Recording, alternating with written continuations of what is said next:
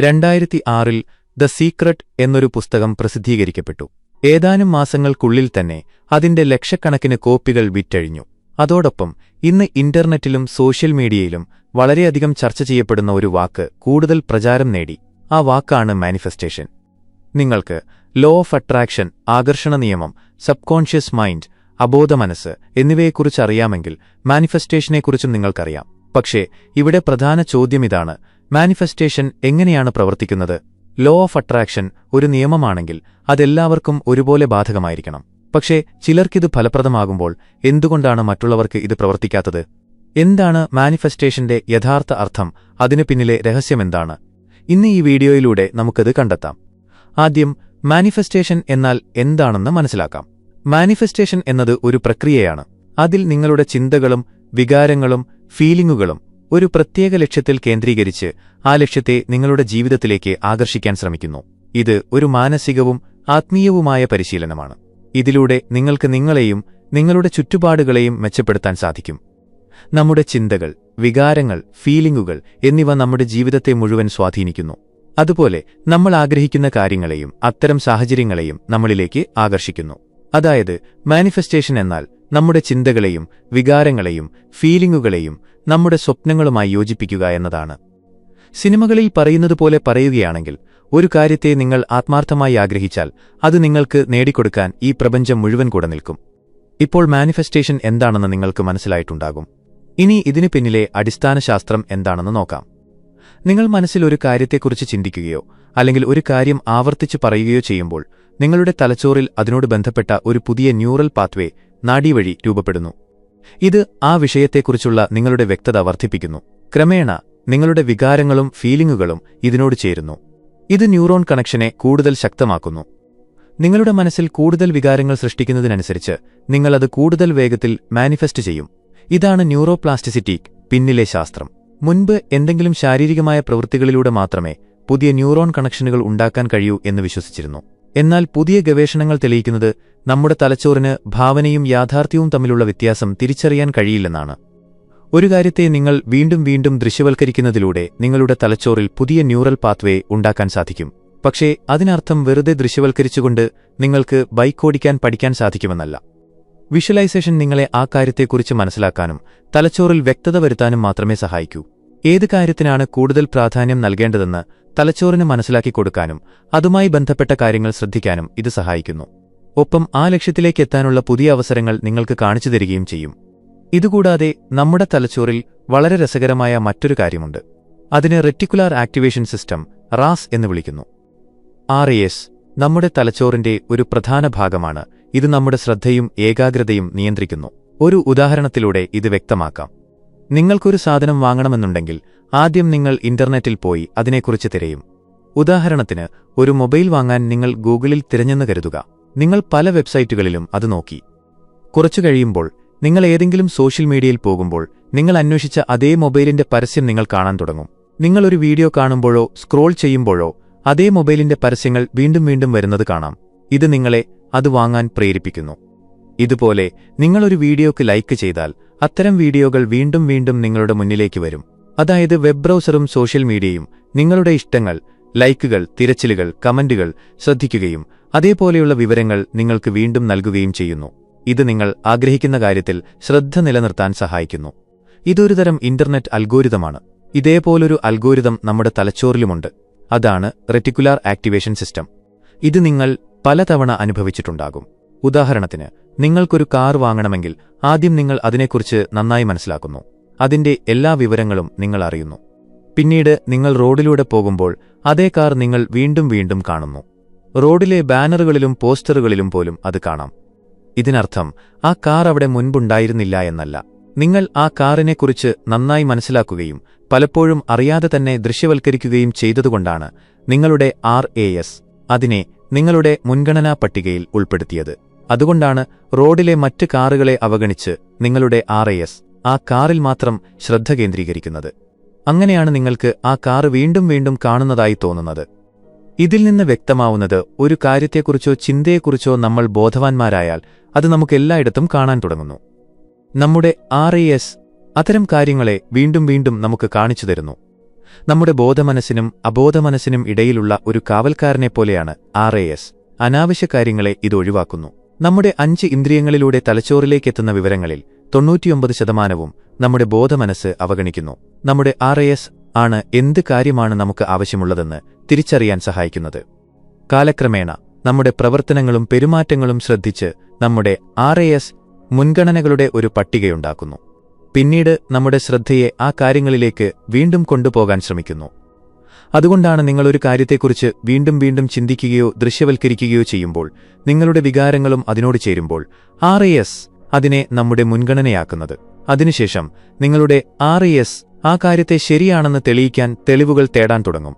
ആ കാര്യവുമായി ബന്ധപ്പെട്ട കാര്യങ്ങൾ വീണ്ടും വീണ്ടും നിങ്ങൾക്ക് കാണിച്ചു തരും. ഇത് ആ ലക്ഷ്യത്തിലെത്താനുള്ള സാധ്യതകളും അവസരങ്ങളും വർദ്ധിപ്പിക്കുന്നു.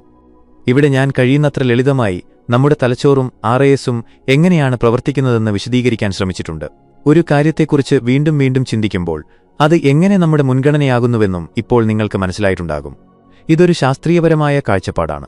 പക്ഷേ നമ്മുടെ വേദങ്ങളും ഉപനിഷത്തുകളും മാനിഫെസ്റ്റേഷനെക്കുറിച്ച് എന്താണ് പറയുന്നത്? മാനിഫെസ്റ്റേഷൻ ഒരു പുതിയ വാക്കാണെങ്കിലും ഇതിനെക്കുറിച്ച് നമ്മുടെ വേദങ്ങളിലും കാണാൻ സാധിക്കും.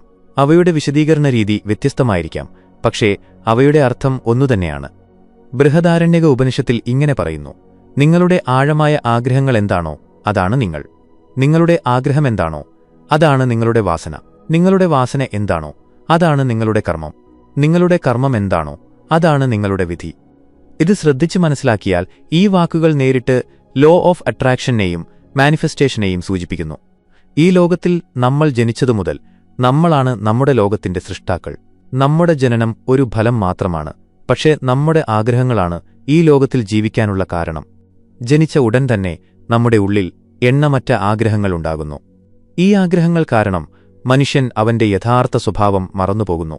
മനുഷ്യന്റെ യഥാർത്ഥ സ്വഭാവം പരമാനന്ദമാണ്.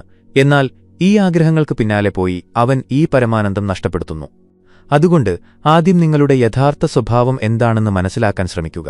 അതായത് നിങ്ങൾ ആരാണെന്നും നിങ്ങളുടെ ഉള്ളിലെ ഡീപ് ഡ്രൈവിംഗ് ഡിസയർ, ആഴത്തിലുള്ള പ്രേരണാപരമായ ആഗ്രഹം എന്താണെന്നും അറിയാൻ ശ്രമിക്കുക. കാരണം ആഴത്തിലുള്ള പ്രേരണാപരമായ ആഗ്രഹത്തിൽ നിന്നാണ് വാസനയുണ്ടാകുന്നത്. ഈ വാസന ഒരു ശരിയായ സാഹചര്യത്തിനായി കാത്തിരിക്കുന്ന വിത്താണ്. അനുകൂലമായ സാഹചര്യം ലഭിക്കുമ്പോൾ അത് വേരുപിടിച്ച് വളരാൻ തുടങ്ങുന്നു. അതായത് അത് മാനിഫെസ്റ്റ് ചെയ്യാൻ തുടങ്ങുന്നു. അതുകൊണ്ടാണ് നിങ്ങളുടെ ഡീപ് ഡ്രൈവിംഗ് ഡിസയർ എന്താണെന്ന് മനസ്സിലാക്കേണ്ടത്. കാരണം ആ ആഗ്രഹം നിങ്ങളുടെ ഇൻഹറന്റ് നേച്ചർ, സഹജമായ സ്വഭാവമാണ്. നിങ്ങളുടെ യഥാർത്ഥ സ്വഭാവത്തിന് എതിരായ ഒരു കാര്യമാണ് നിങ്ങൾ ആവശ്യപ്പെടുന്നതെങ്കിൽ ആ കാര്യം നിങ്ങൾക്ക് ഒരിക്കലും ലഭിക്കില്ല. കാരണം അത് നിങ്ങളുടെ സഹജമായ സ്വഭാവത്തിന് എതിരാണ്. അതുകൊണ്ടാണ് ചില ആളുകൾക്ക് മാനിഫെസ്റ്റേഷൻ ഫലിക്കാത്തത്. ഉദാഹരണത്തിന്, നിങ്ങളൊരു ഇൻട്രോവേർട്ട് വ്യക്തിയാണെന്നും ഒറ്റയ്ക്ക് ജോലി ചെയ്യാൻ ഇഷ്ടപ്പെടുന്ന ആളാണെന്നും കരുതുക.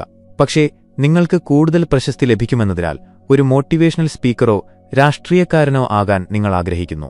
എന്നാൽ ആ ലക്ഷ്യം നിങ്ങൾക്ക് ഒരിക്കലും നേടാൻ കഴിയില്ല. കാരണം സ്പോട്ട്ലൈറ്റിൽ നിൽക്കുക എന്നത് നിങ്ങളുടെ സഹജമായ സ്വഭാവമല്ല. ഒറ്റയ്ക്കിരുന്ന് ജോലി ചെയ്യുക എന്നതാണ് നിങ്ങളുടെ സ്വഭാവം. ഈ പൊരുത്തക്കേട് കാരണം നിങ്ങൾ എന്തെങ്കിലും ചെയ്യുമ്പോൾ എപ്പോഴും സമ്മർദ്ദവും അസ്വസ്ഥതയും അനുഭവപ്പെടും. എന്നാൽ നിങ്ങളൊരു എഴുത്തുകാരനോ ശാസ്ത്രജ്ഞനോ ഗവേഷകനോ ആകാൻ ആഗ്രഹിക്കുകയാണെങ്കിൽ ഒറ്റയ്ക്കിരുന്ന് പൂർണ്ണശേഷിയോടെ ജോലി ചെയ്യാൻ സാധിക്കുന്ന സ്ഥലമാണത്. അവിടെ നിങ്ങൾക്ക് വിജയിക്കാനുള്ള സാധ്യത വളരെ കൂടുതലാണ്. കാരണം അവിടെ നിങ്ങളുടെ സഹജമായ സ്വഭാവം നിങ്ങളുടെ ആഗ്രഹവുമായി യോജിക്കുന്നു. അവിടെ നിങ്ങൾക്ക് സംതൃപ്തിയും ആനന്ദവും അനുഭവപ്പെടും. നിങ്ങളുടെ സഹജമായ സ്വഭാവത്തിനെതിരായി എന്തെങ്കിലും ആഗ്രഹിച്ചാൽ ഒരുപക്ഷേ അത് നിങ്ങൾക്ക് ഒരിക്കലും നേടാൻ കഴിഞ്ഞെന്നു വരില്ല. ഇപ്പോൾ ചോദ്യം ഇതാണ്: നമ്മുടെ സഹജമായ സ്വഭാവം എങ്ങനെ കണ്ടെത്താം? നമ്മുടെ ആഗ്രഹങ്ങൾക്കനുസരിച്ച് നമ്മുടെ സഹജമായ സ്വഭാവം മാറ്റാൻ കഴിയുമോ? ഉത്തരം അതെ എന്നാണ്. പക്ഷേ കഴിയുന്നത്രയും നിങ്ങളുടെ സഹജമായ സ്വഭാവത്തിനനുസരിച്ച് കാര്യങ്ങൾ മാനിഫെസ്റ്റ് ചെയ്യാൻ ശ്രമിക്കുക. നിങ്ങളുടെ ആഗ്രഹങ്ങൾക്കനുസരിച്ച് സ്വഭാവം മാറ്റാൻ ശ്രമിച്ചാൽ അതിന് കൂടുതൽ സമയമെടുത്തേക്കാം. എന്താണ് ഞാൻ വിശദീകരിക്കുന്നതെന്ന് നിങ്ങൾക്ക് മനസ്സിലായി കാണുമെന്ന് കരുതുന്നു. ഇത് മനസ്സിലാക്കേണ്ടത് വളരെ പ്രധാനമാണ്. കാരണം ഇതാണ് മാനിഫെസ്റ്റേഷന്റെ അടിസ്ഥാനം. നമ്മുടെ സഹജമായ സ്വഭാവം നമ്മുടെ ജനിതക ഘടന, ചുറ്റുപാടുകൾ, അനുഭവങ്ങൾ എന്നിവയുടെ അടിസ്ഥാനത്തിലാണ് രൂപപ്പെടുന്നത്. നിങ്ങളുടെ സഹജമായ സ്വഭാവം അറിയണമെങ്കിൽ സെൽഫ് അവയർനെസ്, ആത്മബോധം പരിശീലിക്കണം. നിങ്ങൾ സ്വയം ചോദ്യങ്ങൾ ചോദിച്ച് ഉത്തരങ്ങൾ കണ്ടെത്തണം. കാര്യങ്ങളെ നിരീക്ഷിക്കണം. കഴിയുന്നത്രയും ധ്യാനം പരിശീലിക്കണം. ഇവിടെ ഞാൻ മാനിഫെസ്റ്റേഷനെക്കുറിച്ച് കഴിയുന്നത്ര ലളിതമായി വിശദീകരിക്കാൻ ശ്രമിച്ചിട്ടുണ്ട്. എന്തുകൊണ്ടാണ് ചില ആളുകൾക്ക് ഇത് ഫലിക്കാത്തതെന്ന ചോദ്യത്തിനും നിങ്ങൾക്ക് ഉത്തരം ലഭിച്ചിട്ടുണ്ടാകും. നിങ്ങളുടെ സഹജമായ സ്വഭാവം നെഗറ്റീവാണെങ്കിൽ നിങ്ങൾക്കെപ്പോഴും മോശം കാര്യങ്ങൾ സംഭവിക്കും. നിങ്ങളുടെ സ്വഭാവം പോസിറ്റീവാണെങ്കിൽ നിങ്ങൾക്ക് എപ്പോഴും നല്ല കാര്യങ്ങൾ സംഭവിക്കും. ഇതിന് ഏറ്റവും പ്രധാനമായത് നമ്മുടെ സെൽഫ് ടോക്ക്, സ്വയം സംസാരിക്കുകയാണ്. ഓരോ വ്യക്തിയും സ്വയം സംസാരിക്കുന്നു. അവൻ സംസാരിക്കുന്ന രീതിക്കനുസരിച്ച് അവന്റെ മനസ്സിൽ വികാരങ്ങളുണ്ടാകുന്നു. ആ വികാരങ്ങൾക്കനുസരിച്ച് അവന്റെ ആഗ്രഹങ്ങൾ പ്രത്യക്ഷപ്പെടുന്നു. ആഗ്രഹങ്ങളിൽ നിന്നാണ് വാസനയുണ്ടാകുന്നത്. വാസനയാണ് നമ്മളെക്കൊണ്ട് കർമ്മങ്ങൾ ചെയ്യിക്കുന്നത്.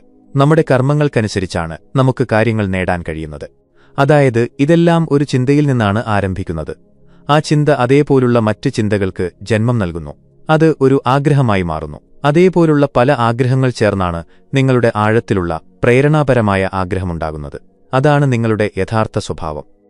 ഇതിന് ഏറ്റവും പ്രധാനമായത് പോസിറ്റീവ് ചിന്തയാണ്. ബാക്കിയുള്ള കാര്യങ്ങൾ സാധാരണമാണ്, പക്ഷേ അവ ചെയ്യേണ്ടത് അത്യാവശ്യമാണ്. ദിവസവും വിഷ്വലൈസേഷൻ ചെയ്യുക, പോസിറ്റീവ് അഫർമേഷനുകൾ പരിശീലിക്കുക, പോസിറ്റീവ് സെൽഫ് ടോക്ക് ശീലമാക്കുക, നിങ്ങളുടെ ശീലങ്ങളിൽ മാറ്റം വരുത്തുക. ഇതെല്ലാം നിങ്ങളുടെ ദൈനംദിന ജീവിതത്തിന്റെ ഭാഗമായിരിക്കണം. മാനിഫെസ്റ്റേഷൻ എങ്ങനെയാണ് പ്രവർത്തിക്കുന്നതെന്ന് നിങ്ങൾ അറിയേണ്ടത് അത്യാവശ്യമായിരുന്നു. നമ്മളിൽ ഭൂരിഭാഗം പേരും നമ്മുടെ സഹജമായ സ്വഭാവം അറിയാതെ തന്നെ കാര്യങ്ങൾ മാനിഫെസ്റ്റ് ചെയ്യാൻ തുടങ്ങുന്നു. എന്നാൽ ആദ്യം നിങ്ങൾ നിങ്ങളെത്തന്നെ അറിയണം. നിങ്ങൾ എന്തിനാണ് ജനിച്ചതെന്നറിയണം. ഇത് ദീർഘകാലത്തെ പരിശീലനത്തിലൂടെയും സ്വയം പ്രവർത്തിക്കുന്നതിലൂടെയും മാത്രമേ അറിയാൻ സാധിക്കൂ. പുതിയ കാര്യങ്ങൾ ശ്രമിക്കുക. ദിവസവും പുതിയ എന്തെങ്കിലും പഠിക്കാൻ ശ്രമിക്കുക. ഈ ലോകത്തെയും നിങ്ങളെയും നിരീക്ഷിക്കാൻ തുടങ്ങുക. മാനിഫെസ്റ്റേഷൻ എന്നാൽ ഒരു മുറിയിലിരുന്ന് പെട്ടെന്നൊരു ബിസിനസ്സുകാരനാകാൻ ആഗ്രഹിച്ചാൽ നിങ്ങൾ രാത്രിയും പകലും ബിസിനസ്സുകാരനാകാൻ ചിന്തിച്ചാൽ മാത്രം മതിയെന്നല്ല. അങ്ങനെയായിരുന്നെങ്കിൽ ഇന്നെല്ലാവരും വലിയ ബിസിനസ്സുകാരായി മാറിയേനെ. കേൾക്കാൻ എളുപ്പമാണെങ്കിലും നിങ്ങൾ ചിന്തിക്കുന്നതുപോലെ നേടുക എന്നത് അത്ര എളുപ്പമുള്ള കാര്യമല്ല. നിങ്ങളുടെ മുഴുവൻ ഊർജ്ജത്തെയും ആ ഒരൊറ്റ ആഗ്രഹവുമായി യോജിപ്പിക്കുക, നിങ്ങളുടെ സഹജമായ സ്വഭാവം കണ്ടെത്തുക എന്നത് അത്ര എളുപ്പമല്ല.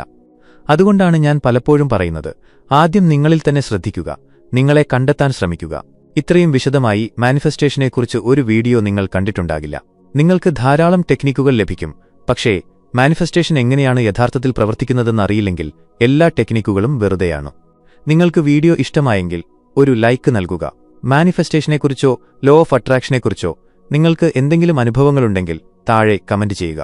ഇതുപോലുള്ള രസകരവും വിജ്ഞാനപ്രദവുമായ വീഡിയോകൾ കാണാൻ ഞങ്ങളുടെ ചാനൽ സബ്സ്ക്രൈബ് ചെയ്യുക. അടുത്ത വീഡിയോയിൽ കാണാം. നന്ദി.